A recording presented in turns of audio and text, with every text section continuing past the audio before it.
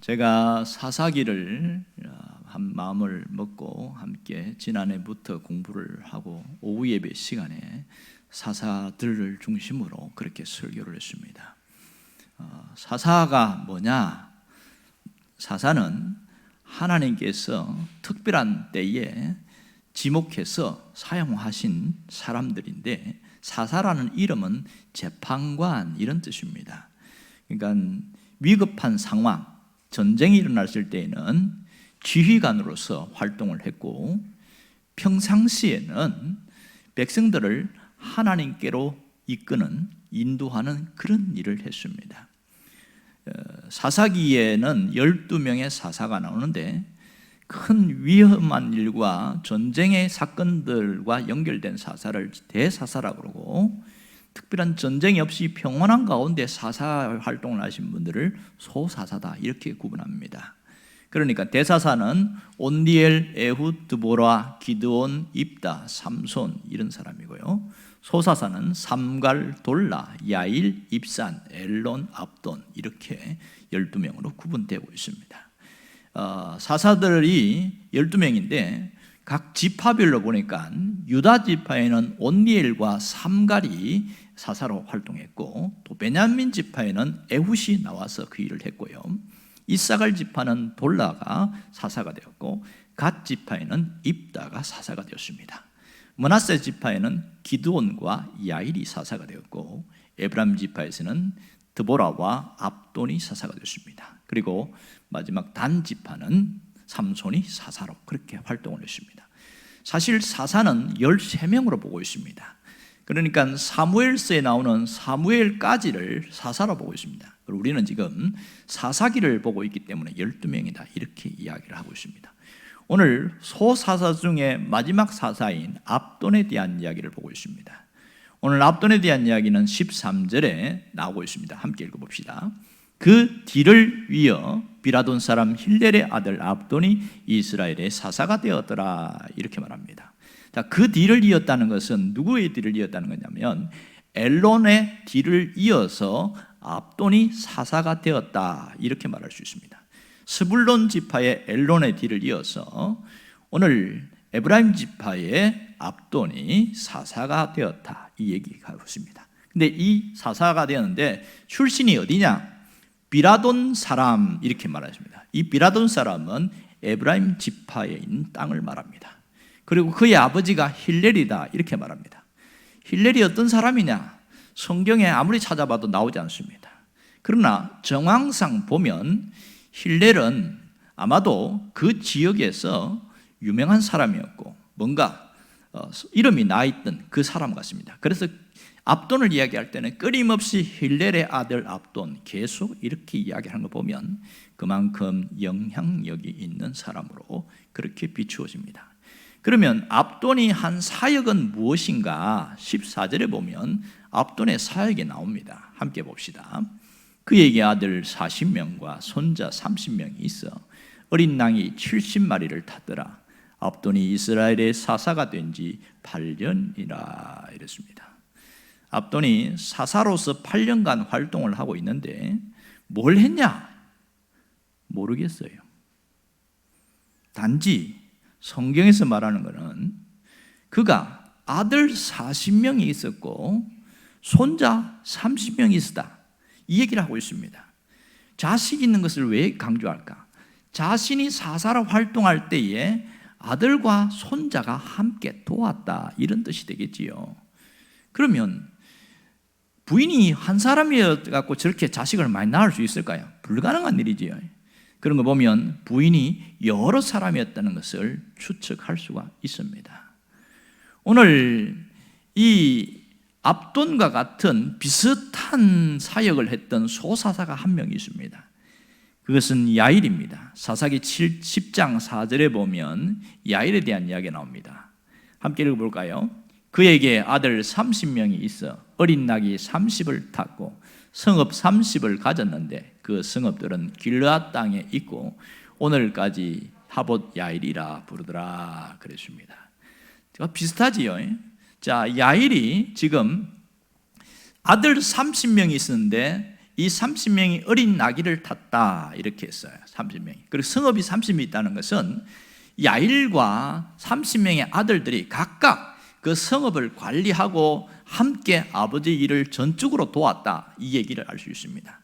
그런데 여기서 압도는 한 걸음 더 나아가서 아들 40명이 있었다, 그리고 어린 나귀를 탔다, 이렇게 구분됩니다. 자, 오늘 여기서 야일이나 압돈이나 특이한 게 뭐냐면 어린 나귀를 탔다 이렇게 이야기하고 있지요. 어린 나귀를 탔다, 요즘으로 이야기하면 최고급 승용차를 타고 다녔다, 이렇게 표현하면 딱 맞습니다. 당시에는 나귀는 운송수단이지만 그렇지만 사람을 태우고 다니는 수단으로 사용했습니다. 아무나 나귀를 기를 수 없고 아무나 탈 수가 없어요. 그러면 이렇게 어린 나귀가 70마리 이상이 있었다는 것은 이 압돈의 집이 굉장히 잘 살았다는 것을 알 수 있습니다. 그가 부자라고 있었다는 것을 알 수가 있어요. 아버지 힐렐부터 시작해서 유산으로 물려받았다면 압돈은 아마도 상당한 부를 갖고 있었던 사람이고, 이 압돈이 비라돈 지역에서 상당한 유명세를 떨치고 있는 높은 지위, 높은 관직을 갖고 있는 사람으로 추정되기도 합니다. 그런 가운데 아마 하나님으로부터 사사로 부름을 받은 것 같아요. 그런데 그가 무엇을 했는지에 대해서는 아무런 것이 없어요. 무엇을 했는지 이런 답답함이 있습니다.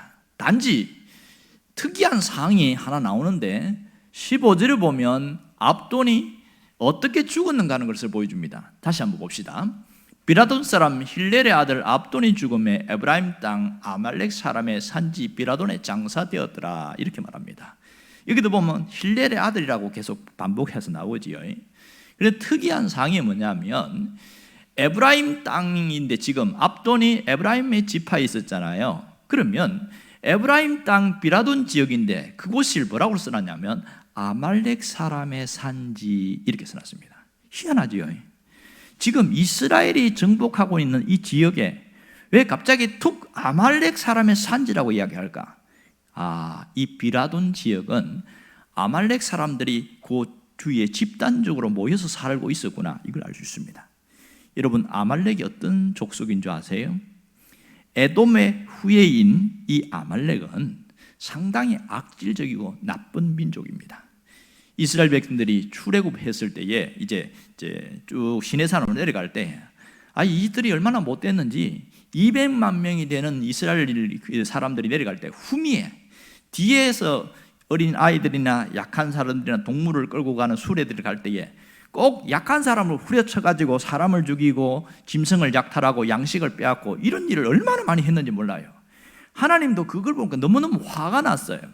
그래서 저놈들은 진멸해버리라, 그렇게 합니다. 하나님이 여러 민족들이 있는데 직접 하나님이 진멸해버리라는 하고 민족은 딱 유일하게 이 아말렉입니다. 그래서 언제 다 죽었냐면 사울이 왕이 됐을 때 하나님이 특명을 내립니다.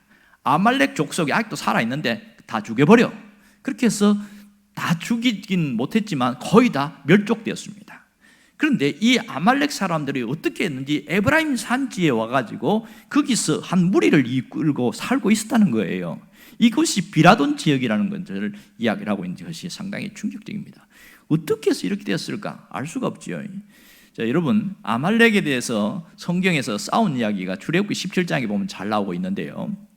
거기 보면 아말렉이 얼마나 많은 군사를 끌고 왔는지 이길 수가 없는 거예요. 그때 모세가 특단의 조치를 취하는데 자기가 지팡이 들고 내려오는 것은 높은 산에 올라가는 거예요. 그리고 지팡이를 들고 하늘을 번쩍 들으면서 기도하고 있지요. 놀라운 재미있는 일은 뭐냐면 지팡이를 들고 있을 때는 이기는 거예요. 여호수아가 나가 싸우는데 이기다가 팔이 아프잖아요. 이게 들고 있는데 이 팔이 내려오니까 쥐는 거야. 그걸 눈치챈 아론과 훌이 옆에 이 큰 돌을 앉혀놓고 거기다 앉혀놓고 아론과 훌이 양쪽에 두 팔을 딱 들고 있는 거예요. 그렇게 해서 결국은 가까스로 이겨낸 그 어마어마한 전쟁, 아말렉 전투였습니다. 르비딤에서 싸운 그 전투가 아말렉 전투인데, 그때 성경에 보면 이들을 모두 도륙할지니라 이렇게 이야기해놨어요. 얼마나 잔인한 민족인지 몰라요. 어떻게 여기 살게 되었을까? 상당히 충격적입니다. 오늘 압돈에 대한 평가를 한번 봅시다. 하나님은 압돈에서 어떻게 평가를 하실까? 오늘 성경을 보면 그는 정말 유명한 자였어요. 화려한 그런 직분과 돈과 권력과 많은 것을 누리면서 아마도 자식들과 함께 또 손자들과 함께 사역에 동참시켰으니까 보이진 않지만 많은 열매들을 맺었을 것 맞는 것 같아요. 일은 참 많이 했는 것 같아요. 그런데요, 성경에는 아무런 기록이 없습니다. 왜 이런 일이 생겼을까요?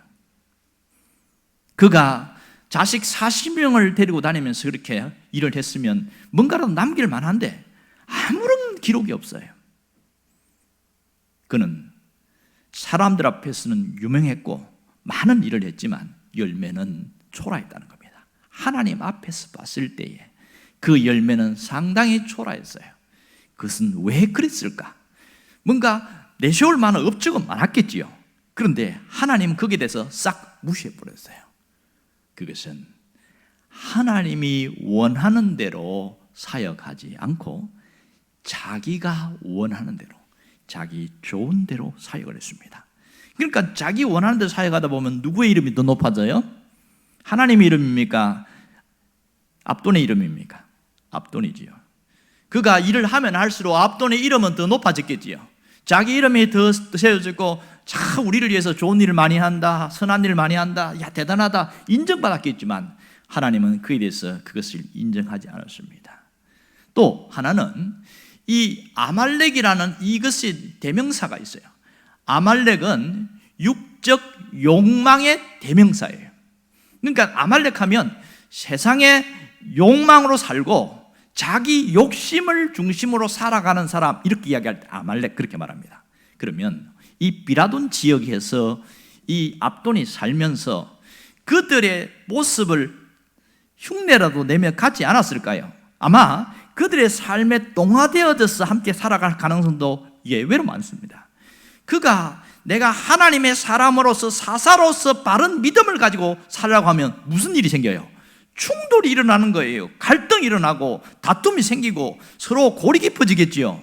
그런데 그런 게 전혀 없었다는 것은 그 아말렉 사람들이 원하는 것을 같이 해주고 또 나도 이름도 높아지고 이렇게 하면서 서로 상부상조하면서 살아간 거예요. 서로 막 좋은 게 좋은 거 아니냐, 아이고 신앙도 좋고 그러니까 당신은 사사니까 사사로도 이름도 나고 우리도 좋은 일을 하고, 이러다 보니까 타협하고 동화되어지는 그런 일들이 굉장히 많았다는 것을 알 수 있습니다. 이게 이 압돈에게서 우리가 유추할 수 있는 충분한 이야기입니다. 그러니까 그는 세상적으로는 유명한 사람이었지만 하나님으로부터는 아무것도 내세울 만한 게 없었다. 이게 정리될 수 있습니다. 압돈의 사역을 한마디로 말하면 이렇게 말할 수 있습니다. 유명한 자 같으나 무명한 자다. 이렇게 말할 수 있습니다. 유명한 자 같으나 무명한 자다. 오늘 하나님께서 압돈의 이 모습을 통해서 우리에게 주는 메시지가 있습니다. 그것이 뭔지 아세요? 압돈처럼 살아가지 말자는 거죠. 압돈의 모습을 반면교사, 거울로 삼아서 살아가자, 그런 뜻입니다. 우리는 무명한 자 같으나 유명한 자로 살아야 됩니다. 사람들 앞에서는 무명한 자 같지만 하나님 앞에서 유명한 자처럼 살아가라는 거지요. 오늘 예수 믿는 많은 사람들이 어떻게 살고 있습니까? 무엇을 쫓아가고 무엇을 남기고 있습니까? 많은 사람들이 평생 돈을 쫓아가고 돈을 남기려고 애를 쓰고 세상 사람들이 가는 대로 똑같이 가려고 합니다. 그리고 자기 이름을 드러내려고 많이 합니다. 뭔가 좀 여유가 있는 사람들은 그래도 내 이름을 드러내려고 굉장히 애를 씁니다. 세상에 있는 많은 사람들은요, 항상 이게 목적이에요. 자기 이름을 드러내는 데서 목숨을 거는 사람이 너무나 많습니다. 그것은 지금만 있는 일이 아니고 과거에 우리 조상들도 그렇게 살았어요. 그래서 유명한 속담 있는 거 아시지요? 인재명 호재피라. 인재명 호재피라.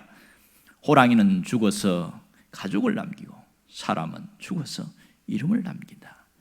그 속담도 나올 정도로 유명합니다. 정말 호랑이 가지고는 우리에게 필요는 없지만 그걸 걸어놓은 걸 한번 봤는데요, 진짜 깜짝 놀랐어요. 살아있는 것 같이 보이는데 그 위용과 그 대담함은 여전히 그 느낌이 확 밀려와요. 사람도 죽으면 육체는 부패해서 없어지지만 무엇이 남습니까? 이름이 남습니다. 그 사람의 이름을 남다는 것은 그 사람의 모습, 성품, 인격, 삶의 모든 족적, 이것이 남아있다는 거죠. 그래서 사람들은 자기 이름이 기억되기를 원해요. 많은 사람들에게 그것도 좋은 기억으로 살아있기를 원합니다. 그래서 어쨌든 좋은 일을 많이 하려고 하는 것은 내 이름이 좋게 기억되기를 원하는 그런 마음이 있는 것이죠. 그러나 가끔 보면 오명으로 이름이 기억되는 사람들이 많이 있습니다. 우리나라에도 안타까운 일들 중에서 을사오적이라는 그런 유명한 이름들이 있습니다. 1905년 일제 침략에 의해서 이제 나라가 빼앗길 때에 그때에 5명의 대신들이 도장을 찍은 적이 있는데 그 사람들을 을사오적이라고 부르고 우리말로 매국노라고 부릅니다. 이완용, 박재순, 이지용, 이근택, 권중현, 이 사람들이 대신들인데 매국노라고 말하는 것은 그들이 나라를 팔아먹었기 때문에 그렇습니다. 이렇게 오명을 가진 사람들 계속 수십 년이 지나도 역사에 기록되고 우리는 그렇게 기억하고 있습니다. 오늘 우리가 신앙인으로서 어떻게 살아가야 할까요? 무명한 자 같으나 유명한 자로 사는 그 인생이 가치 있는 인생이라는 것을 잊지 않기를 원합니다. 내가 어떻게 살아가야 하냐? 믿음의 사람은 무명한 자 같으나 유명한 자로 살아가야 됩니다. 이게 대단히 중요한 거예요. 무명한 자 같으나 유명한 자로 살아가는 그 가치 있는 인생이 얼마나 중요한지 모릅니다. 지금도 나라를 위해서 싸우다가 죽은 사람들의 기념탑이 전 세계 곳곳에 많이 남겨 있는 게 있습니다. 파리의 개선문이나 영국의 웨스트민스터 사원이나 캐나다 오타와 국회의사당 앞의 광장이나 그리스 산타그마 광장이나 러시아 모스크바 알렉산드로프 공원이나 그리고 미국 워싱턴 DC에 근교에 있는 알링턴 공원 같은 경우에는 지금도 그 무명의 용사들이 희생을 하고 나라를 위해 싸우다가 죽은 것에 대해서 기념탑을 세워서 거기서 관리하고 있는 일들이 많습니다. 미국에 있는 알링턴 국립묘지는 1차 세계대전, 2차 세계대전, 한국전쟁, 월남전쟁에서 나라를 수호하기 위해 싸우다가 간 전사들이 거기 묻혀 있는데 무명의 5,000명의 용사들이 거기 있습니다. 지금 거기는 24시간 교대를 하면서 경비를 서고 있고 그렇게 지켜주는 그런 일들을 하고 있더라고요. 한 사람 한 사람 이름들이 사람들에게 내리는 기억되지는 않지만 그들은 무명한 자 같으나 유명한 자로 살다 간 사람들입니다. 오늘 우리가 신앙인으로서 어떻게 살아야 되느냐? 무명한 자 같으나 유명한 자처럼 살기를 원합니다. 사도 바울이 그 얘기를 했어요. 고린도후서 6장 9절에 보면 우리는 무명한 자 같으나 유명한 자요 죽은 자 같으나 보라 우리가 살아있고, 그렇게 하면서 우리가 어떤 존재인지를 이야기를 하면서 어떻게 살아가야 되는지를 정확하게 이야기를 하고 있습니다. 왜 무명한 자 같으나 유명한 자처럼 살아야 합니까? 하나님이 뭘 보시는가를 알아야 됩니다. 하나님은 우리가 갖고 있는 권력이나 돈이나 외적으로 화려한 거나 내가 쥐고 있는 것을 보는 것이 아니라 내 안에 있는 그것이 무엇인지를 본다는 거예요. 다시 말해서 겉을 보는 것이 아니라 내면을 하나님은 보신다는 겁니다. 믿음의 본질은 겉이 아니라 내면이라는 사실을 우리가 알아야 됩니다. 많은 그 사람은 뭔가 가졌고 대단하고 그래서 뭐 뛰어난고 그렇지만 하나님은 그걸 보지 않습니다. 유명한 말이 있잖아요. 사람은 외모를 보지만 하나님은 마음의 중심을 보느니라. 역시 사람은 눈에 보이는 걸 봅니다. 그 사람이 무슨 차 타고 다니는지, 몇 평수, 아파트에 어떤 평수에 있는지, 그리고 어떻게 사는지, 돈이 얼마 있는지, 그걸 관심을 갖고 있지만 하나님의 관심은 그게 아닙니다. 그 속에 무엇이 있느냐, 믿음의 본질이 있느냐, 그 속에 이 그리스도의 임재가 있는지, 예수의 생명이 있는지 없는지, 그것에 더 관심이 많습니다. 여러분, 왜 하나님이 우리를 대단하게 여기는 줄 아세요? 그것은 우리 안에 바로 예수 그리스도가 있기 때문에 그렇습니다. 우리의 질그릇같이 깨지기 쉬운 이 그릇 안에 보배 대신 예수 그리스도가 있기 때문에 우리를 소중하게 보는 겁니다. 가끔 보면 이 보물상자를 진짜 생명처럼 들고 다니는 사람이 있어요. 그런 사람들이 보물상자가 너무 좋아서 그걸 들고 다니는 사람은 아무도 없을 거예요. 뭐 때문에 들고 다닙니까? 그 속에 있는 보물이 진짜 비싼 거고 소중한 거기 때문에 그래서 그 들고 다니는 거잖아요. 만일 그 안에 속에 있는 보물이 비어 있다면 어떻게 될까요? 바보라고 그러죠. 아니 빈 상자 왜 들고 다니냐? 이렇게 이야기할 거 아닙니까? 우리가 이 어떤 자예요? 우리는 가장 가치 있는 보배인 예수님이 담겨 있는 자입니다. 믿습니까? 그러기에 우리는 굉장히 소중한 자고, 하나님이 뭘 보냐면 우리 안에 있는 보배 대신 예수님이 있는지 없는지 그걸 하나님이 보신단 말입니다. 천국에 가면 뭘 볼까요? 아무것도 안 봐요. 내가 뭘 하고 왔는지, 내가 얼마나 돈을 가졌는지 안 봅니다. 단지 보는 것은 네 속에 뭐가 있느냐, 이거 보는 겁니다. 우리가 보배 대신 예수님을 가진 자라는 것을 믿고 확신하기를 바랍니다. 그래서 하나님은 우리를 얼마나 높였냐? 우리는 그리스도 안에서 하늘과 땅의 권세를 가진 자입니다. 그리스도 안에서 하늘과 땅의 권세를 가진 자로 우리를 이렇게 세웠어요. 우리는 그리스도의 지혜와 능력으로 역설의 삶을 사는 자입니다. 이제는 삶의 방식이 달라져야 됩니다. 이제는 세상에서는 무명한 자 같이 살지만 하나님 앞에서 유명한 자로 살아가겠다. 이게 역설의 삶 아니겠어요? 이게 우리가 살아가야 될 삶의 방식이고요. 우리가 무명한 자 같으나 유명한 자로 된 것은 우리 속에 누가 있습니까? 예수 그리스도가 계시기 때문입니다. 우리가 죽은 자 같으나 새로운 생명을 가진, 영원한 생명을 가진 자입니다. 우리는 근심하는 자 같으나 기쁨이 충만한 자이고, 우리는 가난한 자 같으나 부유한 자이고, 우리는 아무것도 없는 자 같으나 모든 것을 가진 자입니다. 이것이 사도 바울의 고백입니다. 우리가 어떤 존재라는 것을 알고 어떻게 살아가야 되는지 분명한 방향성을 잡기를 원합니다. 그러면 우리가 남아있는 삶 동안에 무엇을 남기고 살아가야 됩니까? 믿음을 유산으로, 믿음의 족적을, 여러분들이 흔적을 남기를 원합니다. 믿음의 흔적을 남기고 가기를 바라요. 어떤 할머니가 오래전의 얘기입니다만은 KBS하고 자기 많은 돈을 기부를 했어요. 그분이 보니까 시골에 사는데 별로 그렇게 돈 부자는 아니에요. 평생 동안 자기가 모아온 돈을 갖고 그 중에 마지막 죽기 전에 쓸 돈 조금만 남겨놓고 전액을 다 자식한테 준 게 아니고 사회에다가 기부를 해버리는 거예요. 그러니까 너무 놀래지요. 아니 어떻게 이 많은 돈을, 할머니한테는 거의 전 재산과 가까운데 이렇게 기부하십니까? 이렇게 물었더니 이 할머니가 뭐라고 그러는지 아세요? 깨끗한 이름을 남기고 가는 것이 저의 소원입니다. 그러면서 유유히 사라져버리는 거예요. 이 할머니는 자기가 그렇게 열심히 돈을 모으는 데만 살아왔는데 뒤늦게 깨달은 거예요. 그것을 갖고 자기 자식에게 주는 것이 값어치는 게 아니고, 이걸 내가 힘들게 벌었지만 사회에다가 환원하면서 그렇게 어려운 사람을 위해 쓰는 것이 내가 가장 아름답게 살아가는 거다. 깨끗한 이름을 남기고 하는 게 소원입니다. 멋있지 않습니까? 여러분, 우리가 어떻게 살든지 간에 우리가 삶의 흔적을 남기고 살 수밖에 없어요. 내가 살아가는 모든 삶 속에 흔적을 남겨요. 어떤 경우는 사람에게 상처를 주는 그 흔적을 남길 수도 있지만, 또 어떤 경우에는 사람들에게 감동을 주는 흔적을 남길 수도 있습니다. 우리가 살아가면서 어떤 경우에는 살았는지 죽었는지 모르게 그냥 아무런 의미 없이 흔적을 남길 수도 있습니다. 한 번은 지나가는 삶이고 마지막까지 한 번 사는 삶이지만 누구든지 흔적을 남기는데 어떤 흔적을 남기고 살아갈 것이냐, 이 점이 대단히 중요합니다.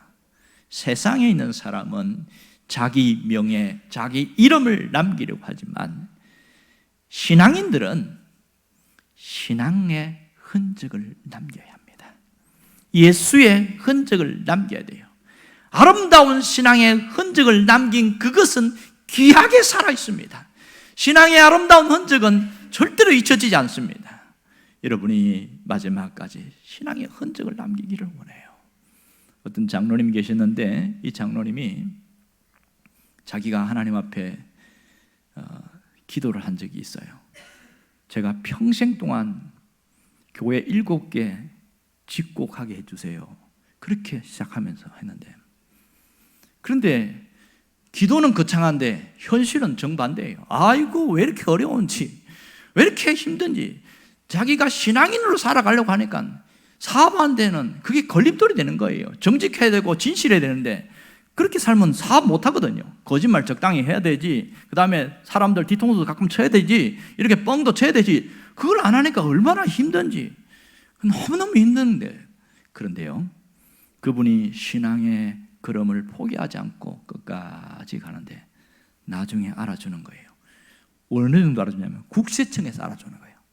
저 사람의 사업 회사는 세무조사 안 해도 된다. 정직하니까 안 해도 된다는 거예요. 해봐야 10년 동안 세무조사 해봤는데 똑같아. 그 다음에는 정평이 난 거예요. 정직하다고, 진실하다고. 그러니까 나라에서조차 인정할 정도니까 대단하지 않습니까? 처음에는 어려웠는데 그가 신앙으로 가니까 나중에는 여기저기 도 없는데요, 그가 교회를 5개까지 지었어요. 굉장한 일을 했지요.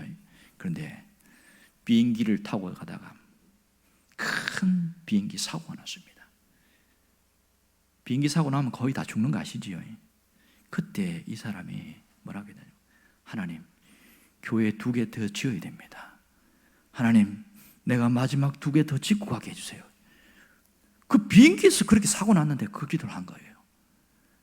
그런데요, 정말 하나님, 내가 이 아름다운 이름을 남기고 가기를 원합니다. 그렇게 산 사람은요, 불이 났는데도 살아났어요. 극적으로 그 주위에 몇 사람만, 이 장로님 주변에 몇 사람만 살고 다 죽었는데 어떻게 살았는지도 몰라. 하여튼 살았어. 그럼 조금 상처만 있고 극적으로 살아나가지고 마지막까지 잘 감당하고 가더라고요. 하나님 앞에 아름다운 이름을 남기려고 하고 신앙의 흔적을 남기려고 하니까 죽음의 현장에서도 하나님이 살리시는 것을 봤어요. 여러분, 한 번 왔다가 한 번 가는 인생입니다. 어떻게 살아갈 것인가? 무슨 흔적을 남길 것인가? 그것은 나의 선택에 달려 있습니다.